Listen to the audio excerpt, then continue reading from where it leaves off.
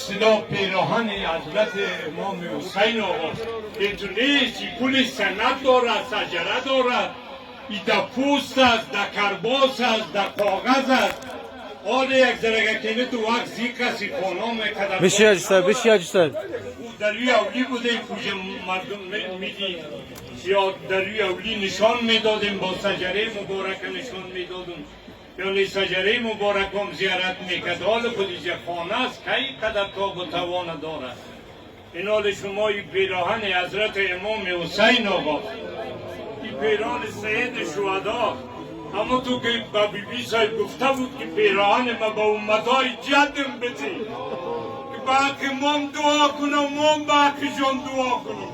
این حال برادرها خوشا با حالتان چون پایهای ما درد میکنن.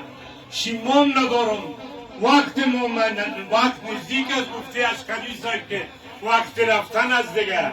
اگر خدای کریم میدانه و اصرارش حضرت مولانا صاحب در پولوی میشید باز گیری هم میکرد آقا صاحب وقت رفتن از اون نبود رفت، ما هم میدیم از پیشتید بچیم. خوشا با حالتان که این پیران حضرت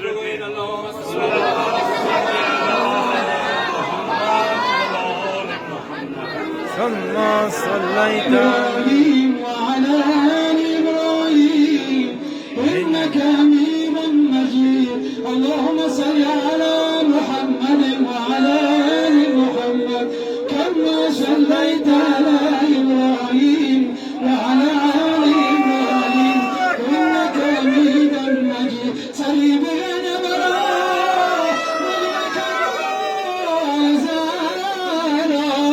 بديد الشام الليل رغم قدم الضاي وسعي.